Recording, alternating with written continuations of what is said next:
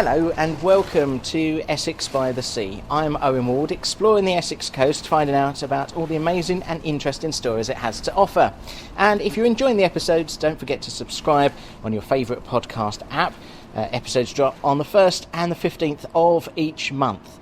And as you could probably hear, I'm alongside the River Thames and just returned from a little boat trip down the river to have a look at a new passive debris collector. Doesn't sound overly exciting, but I can assure you it is. Emily McLean is the Water Quality Technical Advisor at the Port of London Authority. Thanks ever so much for arranging the boat trip today. No worries, thank you for joining me. So first of all then, what is a passive debris collector? So essentially it is a litter collector, and then the way that it works is they're placed in the river at strategic locations and essentially intercepts litter coming into the tide. So it can collect litter on all states of the tide, anything that floats really, and they're really effective.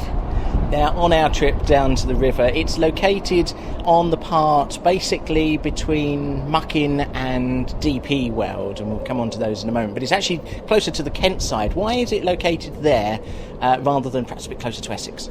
So we had to think really strategically about where we were going to place the litter collector, because in the lower Thames estuary there's lots of different things that you need to consider, such as the estuary is really wide, the conditions can be really choppy, and also lots of litter can be driven by the wind. So essentially, because in that location the river bends round, we had to place it there so that would be the best area for litter to be brought in with the tide and the wind combined. And essentially it is a big net, metal net, admittedly, that just collects the water. But the ingenious thing about it is that it does turn with the tide. So as the tide's going out, as it was for our visit today, it's gathering up the litter that's perhaps washed down from central London and further upstream. But when the water's coming in and the tide's coming in, it will be collecting stuff that perhaps would be entering the Thames. Yes, exactly. And we already have lots of these litter collectors placed in central London. So we have a network of 8 already. And we find that by placing them in these strategic locations, and that the way that they work by turning with the tide, they're really, really effective. And on average, each year, they remove up to 200 tonnes of rubbish, which is the equivalent of about 250 family cars. That's quite a lot of rubbish that ends up in the water then, that would otherwise be washed out and destroying the habitat.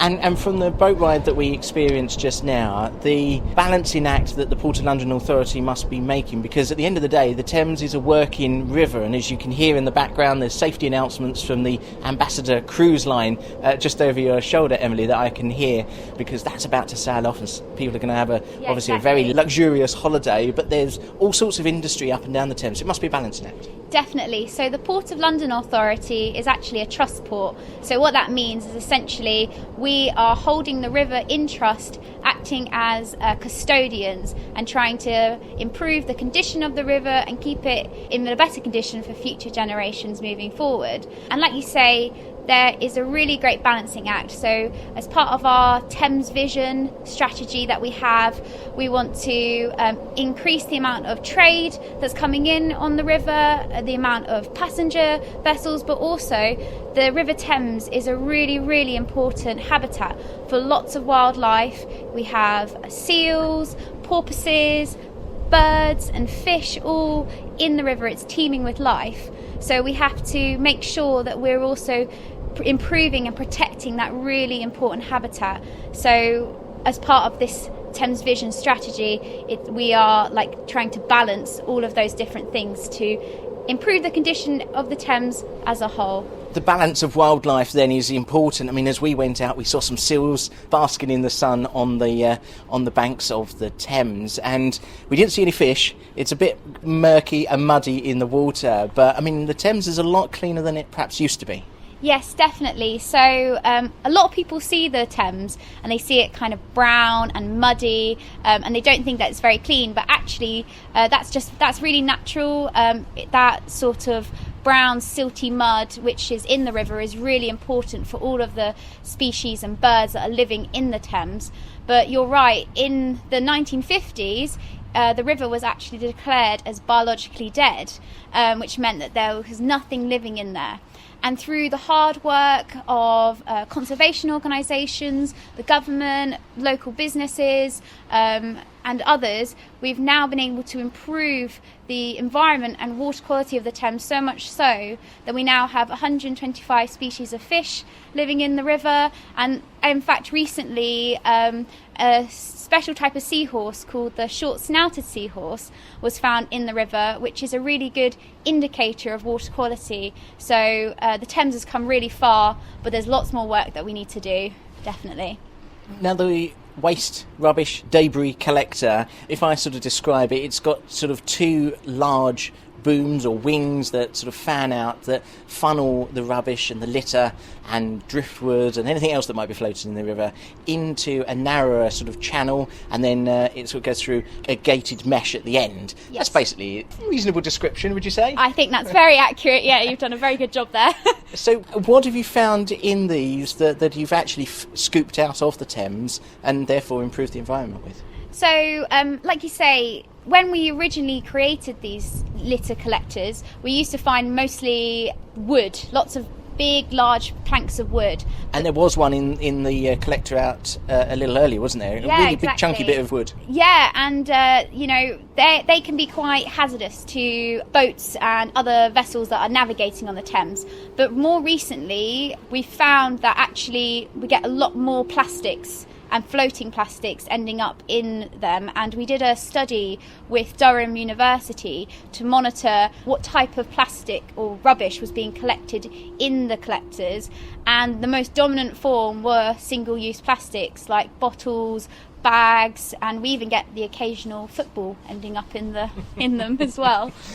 I can see how some stuff perhaps accidentally ends up in the river. There was a couple of plastic bottles that I saw already collated, because the collector has been in there since April, I think you were saying. Yes, yeah, it was launched in April, and we are trialling it together with DP World for 1 year to test the effectiveness, and hopefully if the design is effective in this location, then we may be able to expand the network to other sites in the lower estuary. And the one in the outer estuary that we saw is a lot bigger than the ones further upstream. And you've mentioned there at least a couple of places who you've been working with. So this one is working with DP World. It's very close to the port. We saw a number of container ships loading and unloading there. So partnership working from the Port of London Authority and others is quite crucial for things and projects like this. Absolutely. So especially for our environmental projects, the Port of London Authority has worked with multiple different partners to deliver lots of different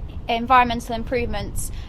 We work with partners such as the RSPB, the Wildlife Trusts, the Environment Agency, Thames Estuary Partnership. The list could go on and on, but partnership working is really, really important to us, and we want to continue to do so in the future. Now, as I look out over the River Thames and look down onto the sort of mud at the edges of it, I mean, it looks quite clean. There's not a lot of litter that I can see, but there are parts of the river where it does collate because of the tides and the wind as it's blown sort of onshore. Yeah, there's lots of different pathways for litter to enter the river, and it's something that we have been trying to investigate through our litter strategy. But like you say, there are lots of different ways that litter can enter, and it's really important that we tackle it, because litter and plastics can have a really negative impact on all of the wildlife that are living in the river. And studies have shown that when the plastics, they break down, fish and crabs can eat them and they can fill their stomachs, and that can affect them going forward. So it's really important that we tackle litter to improve the water quality of the river as a whole. On the collector out in the river, there were banners saying what it was and what it was doing. Education is a big part of what your role is as well, in terms of educating people about keeping our environment clean and improving the water quality and the habitat for wildlife. Definitely. So one of the key things about our strategy that we have is about education for lots of different people. And so we want to educate people on the impacts of litter, but also we want to encourage people to go out and do cleanups on the river as well. And so our banners, they advertise our Clean the Thames website, which is a way that people can get involved in cleanups if they want to go out on their local bit of foreshore and do a cleanup on the Thames. And I'd highly recommend doing one because it makes you feel really, really good afterwards. And you get to meet new people, and you can see an impact that you're making on the banks of the Thames as well. In terms of this collector then, it is a trial. What would success look like? What at the end of the trial period, if you go, yeah, this worked, we'll deploy more, or keep this one in place? I mean, what would success be measured in? And I guess, presumably, lots of litter collated. You wouldn't be wrong. So there's lots of different ways that we're sort of measuring success of the trial. Obviously, one of the major ways is how much litter it collects, but also for our teams that go out and remove the litter, sort of how effective it is for them to be able to do that. But yeah, one of the major ways is we're going to be comparing how much litter this collector collects compared to the ones in central London. Presumably, hopefully, a little bit less, because the ones in central London have done their work and sort of caught all the litter coming downstream, but this one will catch stuff coming in from the North Sea perhaps and Southend. Exactly, yeah. So is there the possibility then of more being deployed if this is a success, and hopefully it will be? There could be more, and this is groundbreaking, isn't it? Because the one that is just opposite Stamford-le-Hope and the DP World Port at London Gateway, this is the biggest of its size and very much a world leader.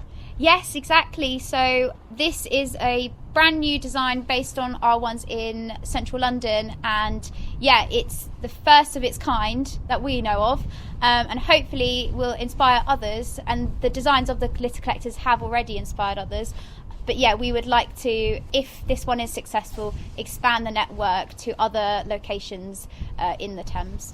Well, Emily, thank you very much for explaining it all, how it works, how it's improving the environment along the Thames, and thank you very much for organising the little boat trip out to the debris collector out in the Thames estuary. Thank you so much. No, you're most welcome. Thank you for coming along.